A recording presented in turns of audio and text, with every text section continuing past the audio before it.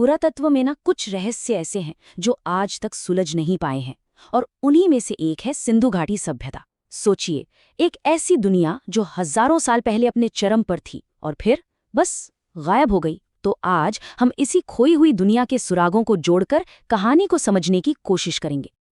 यही तो वो सवाल है जिसने इतिहासकारों और पुरातत्वविदों को दशकों से उलझा रखा है। ये सिर्फ किसी एक शहर का अंत नहीं था, ये एक पूरी संस्कृति का, एक पूरे समाज का मिट जाना था।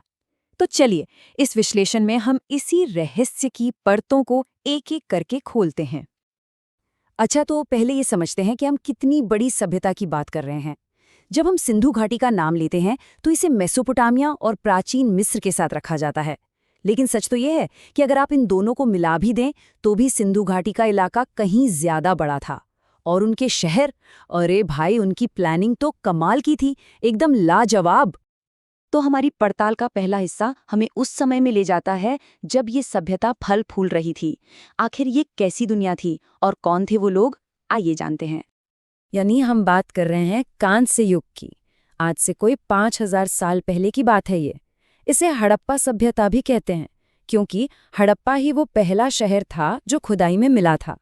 ये पूरी की पूरी सभ्यता सिंधु और घग्गर हाकरा नदियों के किनारे फली फूली और फैली हुई थी।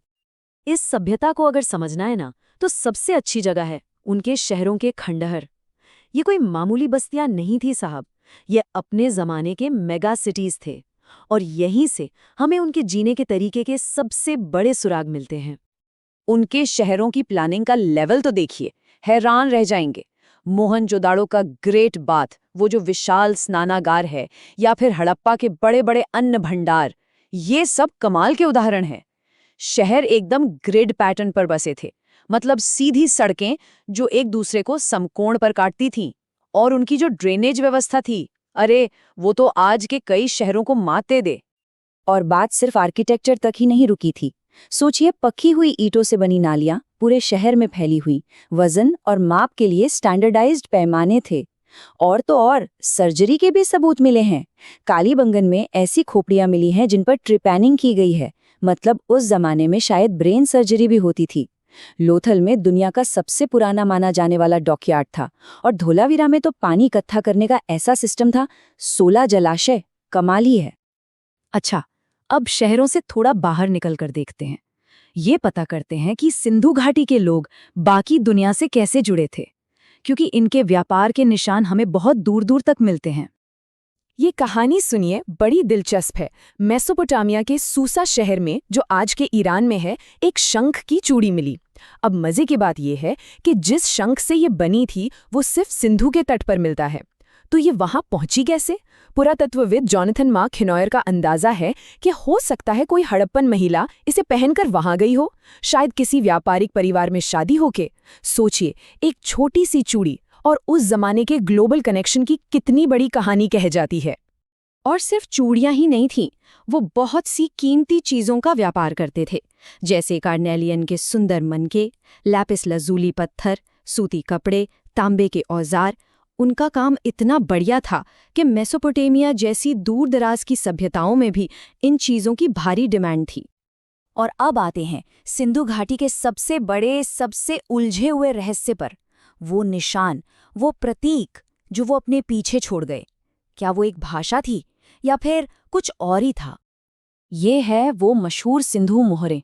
100 साल से भी ज्यादा समय तक सब यही मानते थे कि ये एक पढ़ी लिखी सभ्यता का सबूत है।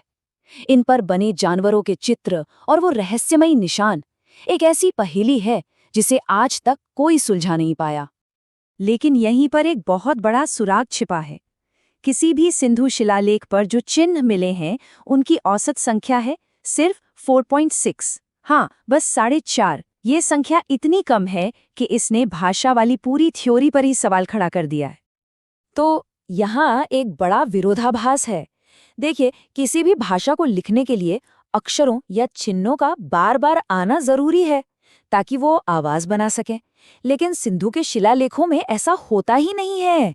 जो चिन्ह सबसे ज्यादा इस्तेमाल हुए हैं वो भी एक ही लाइन में दोबारा मुश्किल से ही आते हैं। सबसे लंबा शिलालेख जो मिला है उसमें भी सिर्फ 17 चिन्ह है। ये भाषा जैसा तो नहीं लगता। इस तस्वीर को देखिए, इससे बात और साफ हो जाएगी।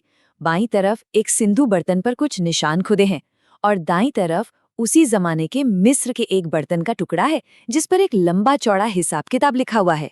फर्क जमीन आसमान का है ना? इसे देख के लगता है कि शायद सिंधु के चिन्ह भाषा नहीं बल्कि कुछ और थे। हो सकता है कोई धार्मिक प्रतीक या परिवार के निशान। चलिए अब दूसरे बड़े रहस्य की तरफ बढ़ते हैं। इतनी एडवांस्ड, इतनी फैली हुई सभ्यता आखिर खत्म कैसे हो गई? क्या हुआ कि ये शानदार शहर वीरान हो गए? हाल ही में मिले वैज्ञानिक सबूतों ने इस राज पर से पर्दा उठाया है। हिमालय की एक गुफा के अंदर स्टेलेग्माइट्स की जांच की गई। ये वो पत्थर होते हैं जो हजारों साल में पानी टपकने से बनते हैं। इनकी जांच से पता चला कि ये कोई एक घटना नहीं थी।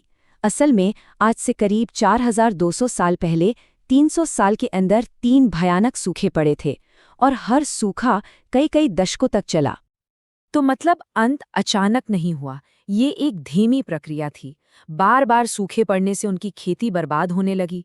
लोगों ने धीरे धीरे बड़े शहरों को छोड़ना शुरू कर दिया और छोटी छोटी बस्तियों में जाकर बसने लगे जहां खेती करना आसान था। धीरे धीरे उनका व्यापार ठप पड़ गया, उनकी कारीगरी खत्म होने लगी और लगभग 3600 साल पहले तक ये महान सभ्यता गुमनामी में खो गई। लेकिन 4000 साल गुजर जाने के बाद भी सिंधु घाटी की कहानी अभी खत्म नहीं हुई है। आज भी नई नई खोजें हो रही हैं जो हमारे इतिहास की समझ को बदल रही हैं।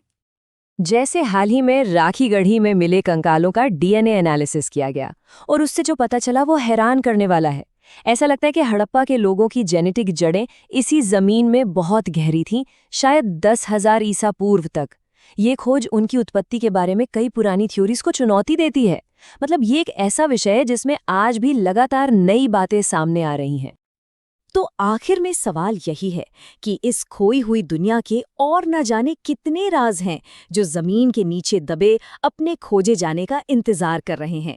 सिंधु घाटी एक ऐसी पहेली है जो हमें हमेशा इंसानियत की शानदार अतीत और हमारी सभ्यता की नाजुकता दोनों की याद दिलाती रहेगी।